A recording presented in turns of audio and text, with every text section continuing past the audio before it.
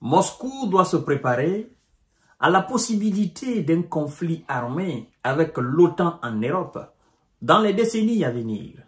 C'est pas de moi. C'est du ministre tout-puissant de la défense russe, M.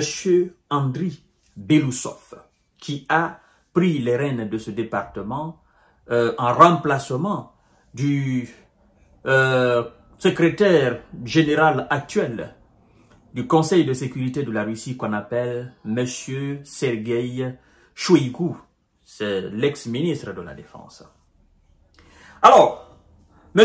Andriy Belousov s'exprimait aussi sur la situation géopolitique, géostratégique, la situation de l'opération spéciale militaire russe en Ukraine. Il faisait ainsi le bilan depuis le janvier 2024 au mois de décembre là 2024. Et vous allez comprendre tout à l'heure que le plus souvent, les chiffres avancés du côté occidental ne sont pas vrais. En réalité, ceux qui sont sur le terrain, ce sont eux qui savent exactement quelles sont les réalités du terrain, qu'est-ce qui se passe sur le terrain, qu'est-ce que nous avons conquis, qu'est-ce que nous avons perdu. C'est dans ce cadre, alors, que le ministre, effectivement, fait trembler l'Occident. Et donc, depuis décembre 2023, jusqu'au mois de novembre, le 30 novembre dernier là, non, je parle du mois de décembre 2023, le mois de décembre 2023, au 30 novembre 2024 là, donc, le bilan de cette année, les Occidentaux nous ont affiché le chiffre de, le nombre de kilomètres, n'est-ce pas, de 2800 km². Ils ont dit, la Russie a fait des avancées majeures, spectaculaires, en 2024, et la Russie a conquis 2800 km². Bon, je me demandais, se sont-ils basés sur les informations données par l'Ukraine ou bien eux-mêmes, ils ont caché d'autres choses? Et aujourd'hui, carrément, le ministre de la Défense russe nous dit que la Russie a conquis cette année 4500 km². C'est pas encore fini. La ville de Kourakov, les Russes ont mis déjà pied là-bas. La ville de Pokros est encerclée en quelque sorte. Donc, voyons voir ce que M. Andriy Belousov nous dit en détail. Mais avant de poursuivre le visionnage de l'émission, n'oubliez pas de cliquer sur le bouton abonner et effectivement partager la vidéo dans tous les groupes possibles. Mais aussi, je vous invite à vous abonner à ma page Facebook, Le Géopolitologue. Moscou doit se préparer à la possibilité d'un conflit armé avec l'OTAN en Europe dans les décennies à venir, selon le ministre de la Défense, M. Andriy Belousov. Alors, M. Andriy Belousov nous dit ceci. Il dit, je cite, « La Russie, au cours de cette année, l'année 2024, la Russie a pris 4500 km² de territoire ukrainien cette année et avançait actuellement de 30 km² par jour. 30 km² par jour. Ça vous donne le rythme qu'a imposé l'armée russe et qui est insoutenable par les hommes de M. Volodymyr Zelensky et ses complices otaniens. Alors, laissez-moi vous dire et vous donner un ordre d'idée. Lorsque une armée avance 30 km par jour, 30 km² par jour, c'est beaucoup. C'est beaucoup, c'est énormément beaucoup pour l'adversaire. Et à ce rythme-là, ben, si Vladimir Poutine a pour objectif de s'arrêter seulement dans le Grand Donbass, il va rapidement finir avec. Par contre, s'il a envie de continuer, lui qui a les moyens, ressources humaines, moyens aussi financiers, ben, il va aller plus vite. Il va se retrouver dans la ville de Kiev en une fraction de seconde, à ce rythme-là. Parce que il va augmenter la cadence. Et du côté occidental, les otaniens aussi vont faire en sorte que, bon, quand je dis otaniens, je ne sais pas qu'est-ce que M. Donald Trump va décider, mais si l'Europe veut assumer sans l'Amérique C'est chose qui va être très difficile, très compliquée.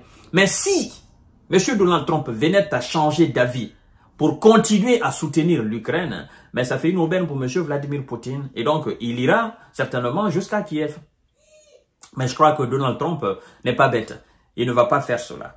Et donc, 30 km² par jour, on comprend maintenant pourquoi les villages tombent, pourquoi les localités tombent, pourquoi l'état-major ukrainien lui-même reconnaît que la situation est difficile, complexe, et dit que le nombre de militaires russes dépasse largement. J'ai vu d'ailleurs une émission de LCI où on disait actuellement sur le front, c'est 1 soldat ukrainien pour 8 soldats russes. Et quand c'est comme ça, c'est compliqué. Si un soldat ukrainien devrait se battre contre 8 soldats, donc ça veut dire quoi? Ça veut dire, en gros, 10 soldats ukrainiens, certainement pour 80 soldats russes. Vous voyez?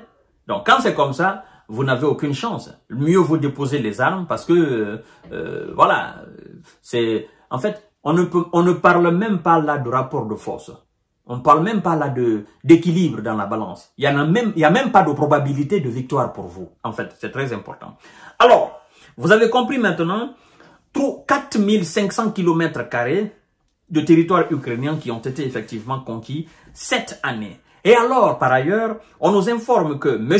Belousov a jugé que l'armée russe devait se préparer à toutes les évolutions possibles de la situation, y compris la possibilité d'un conflit armé avec l'OTAN en Europe dans les décennies à venir.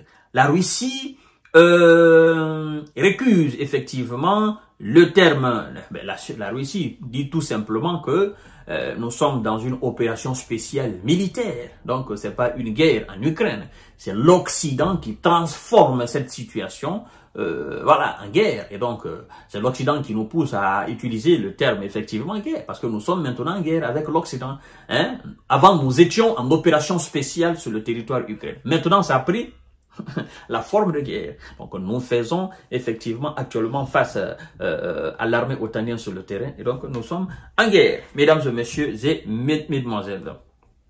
Alors, il estime que son offensive visait à repousser l'OTAN. Évidemment, c'est ça. Parce que l'OTAN, sa politique est de museler, est d'encercler la Russie de gauche à droite. Et donc, le but de cette opération, non seulement c'est de dénazifier l'Ukraine, mais aussi repousser les militaires ukrainiens et les militaires otaniens et les pions de l'OTAN qui avaient pris en quelque chose l'Ukraine en otage. Parce que il y avait des usines de fabrication, il y avait des systèmes de l'armée américaine un peu partout sur le territoire ukrainien. Et donc, la Russie, comprenant cela, ne pouvait pas faire autrement que d'agir, comme dit la plupart des observateurs et des analystes qui disent, bon, la Russie n'avait pas autre choix que de lancer son opération spéciale, parce que si elle ne le faisait pas, ben c'était fini pour elle. Voilà. Et donc, c'est pas nous qui le disons. Nous ne sommes pas les seuls à dire. Hein? Beaucoup comprennent la réalité sur le terrain en Ukraine. Beaucoup comprennent pourquoi l'opération spéciale militaire a été lancée. Voilà, mesdames et messieurs. Donc, en gros, la Russie se prépare à toute éventualité. C'est le résumé. À toute éventualité. Tout ce que l'OTAN veut, la Russie est préparée. Et elle se prépare davantage à tout. Toute éventualité sans exception. Voilà, l'utilisation de toutes les armes, possibles et impossibles. D'accord, conventionnelles, non conventionnelles. Tout ce que l'OTAN veut faire, la Russie est prête à ça en Ukraine et sur le continent européen. C'est ce que ça veut dire. Quand on dit toute éventualité, toute possibilité, toutes les probabilités sont du côté, voilà. Donc, vous êtes avertis. Je vous reviens tout à l'heure pour notre série d'informations décortiquage. Partagez la vidéo dans tous les groupes possibles. Continuez à vous abonner à ma chaîne YouTube Kanteji Visionnaire le vrai. On dit souvent qu'un homme averti en vaut 1000. Donc, vous êtes avertis, vous les autres.